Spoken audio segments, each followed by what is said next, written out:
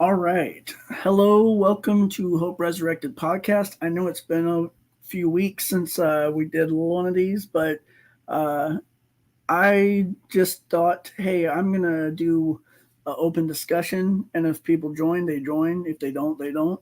But I was just, watching some of this past few weeks, I've been watching, like the debates with Sam Frost, where he debated Ward Finley. And we went through quite a few of these deals.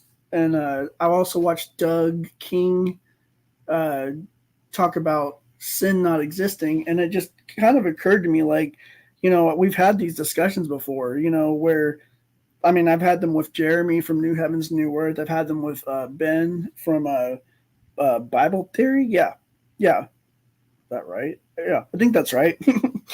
If I got that wrong, I apologize. But so it just got me thinking. There's these consistencies with full preterism. So like, uh, I've had this, talk with like Michael Karras where he says, sin doesn't exist anymore, and we watched Sam Frost debate, and oh, I didn't put it up on here. Here we go. Um, we watched this debate happen where got to put it up on here. Um, we had this debate where it happened where Frost is debating So you think Frost is debating Ward Finley, and he says like sin doesn't exist either.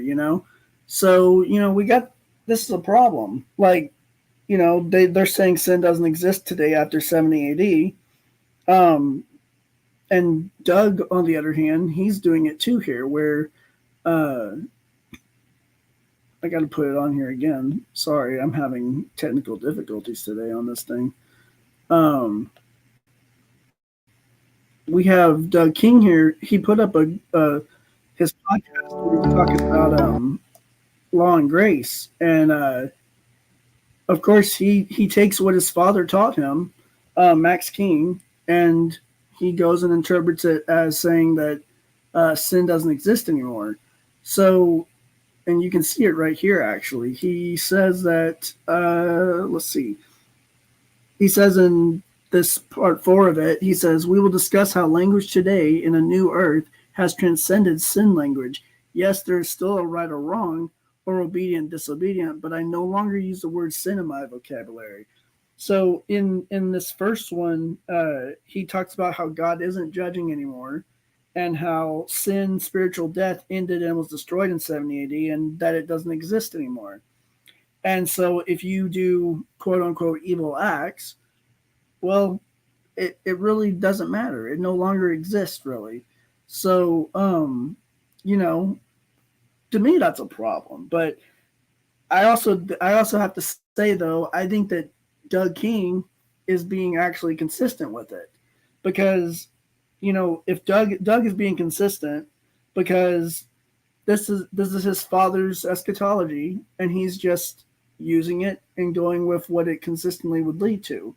So, and I personally think that like Larry Siegel, Don Preston, Michael Miano, William Bell, Hoger Neubauer, John Watson, all of those people, I think that since they all copy Max King, they all copy him. But at the same time, if you ask them, does sin still exist? They'll say yes. A lot of times they will say yes.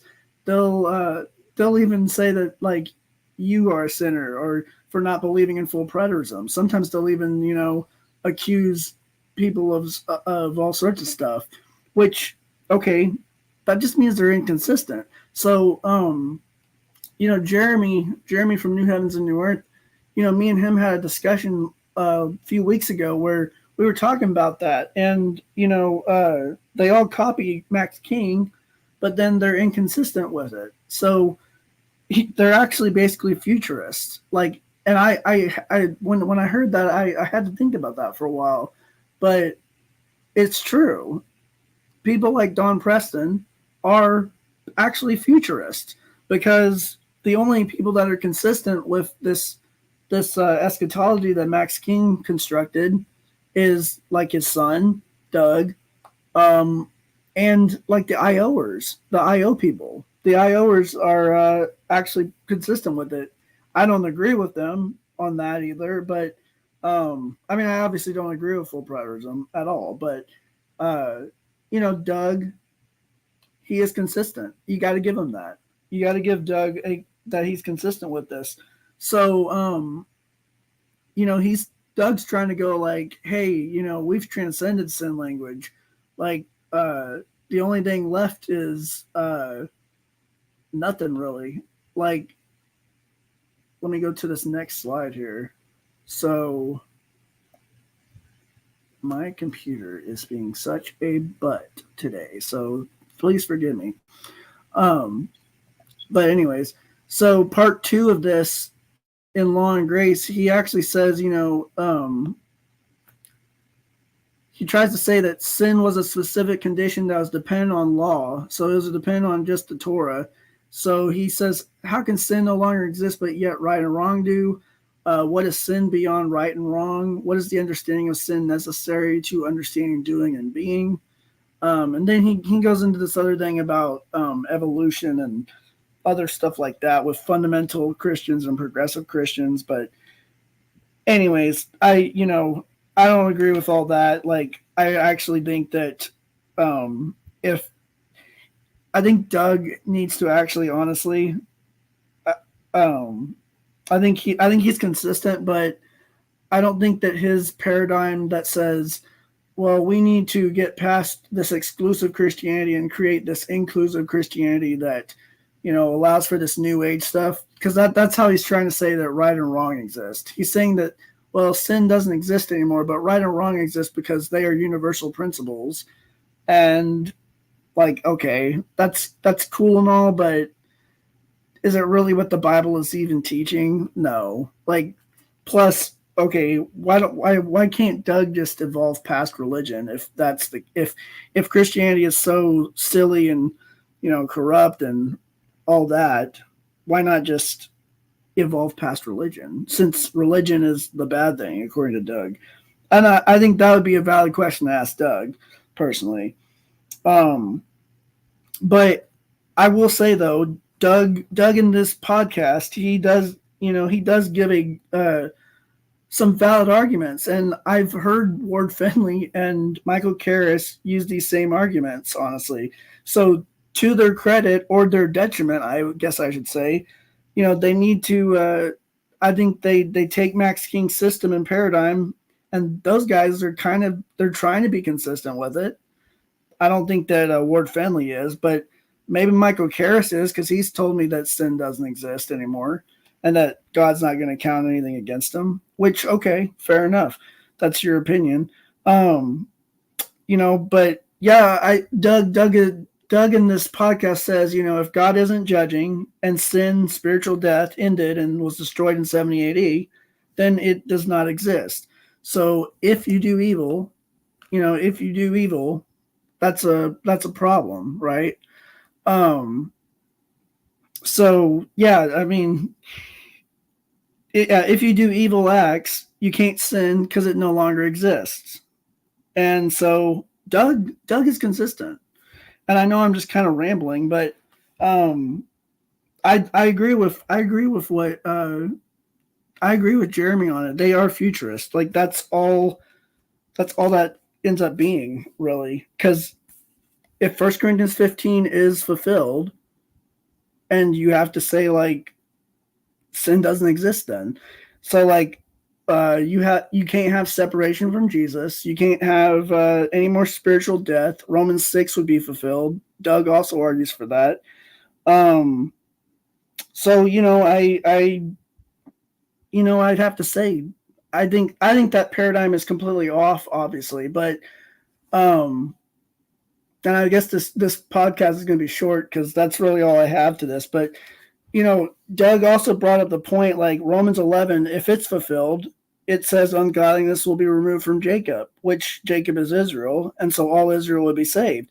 So, I mean, it's a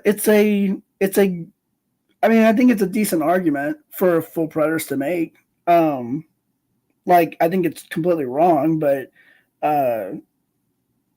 sin can't exist in this paradigm. So I think that people like Larry Siegel, Don Preston, uh, Michael Miano, those people kind of like they really can't answer this. And I think, every time they've been confronted on this, they actually haven't answered it.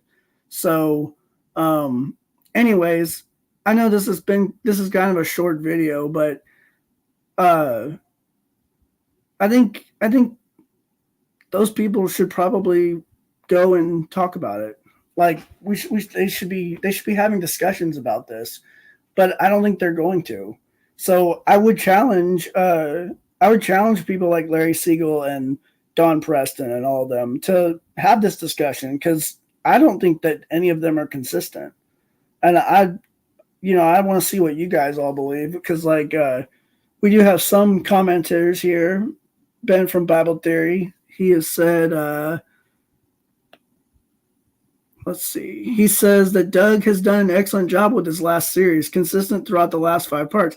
I agree. I tend to think that he has. Um, I don't agree with that, obviously, but I think he has. And let's see. Sin separates us from God. I agree. So if spiritual death is sin, like Max King defines it as, and if Doug is still using that definition, if it is destroyed, like Doug is saying, well, then it would be gone. It would have ended in 70 AD. So, you know, to their credit, I guess, that's what you would have to do if you believe that that's fulfilled. So, yeah, well, let's keep going here. I'm going to keep looking at Ben's comments here. Doug doesn't recommend any religion. That's exactly what he condemns. I agree.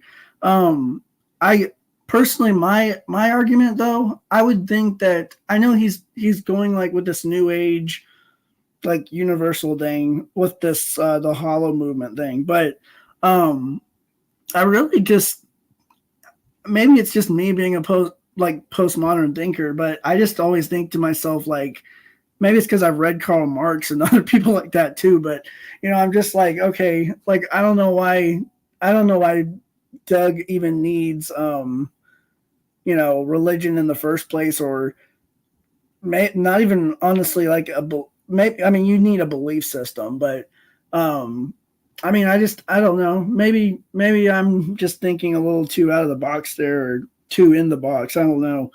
But yeah, I just don't see why he needs Christianity at all with this, or any old religion for that matter. But yeah, so we got Flavius Daniel. He says, hello, Lance. Hello, Flavius. Let's see what else. Evil will be judged, but it doesn't separate us from the Father. Yeah, I would agree. We're not separated from the Father. That is one thing. Like, Western Christianity, it really does like try to make it that we were separated from the Father completely.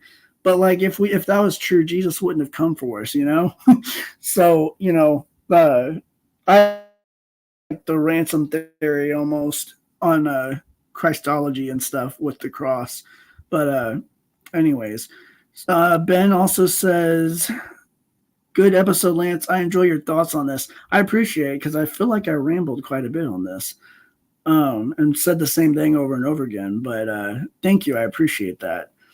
So Daniel also says, how I said law was not the source of sin. Yeah, that's true. The Torah was not the source of sin. Torah was put in place because of sin. So yeah, I agree with you. So they have to limit everything to 70 AD. Yeah, I agree. The full preterist, they limit everything to 70 AD. So yeah, and that's obviously a problem, because not everything was fulfilled in 70 AD. You could argue that 132 AD fulfills more than 70 AD does, actually.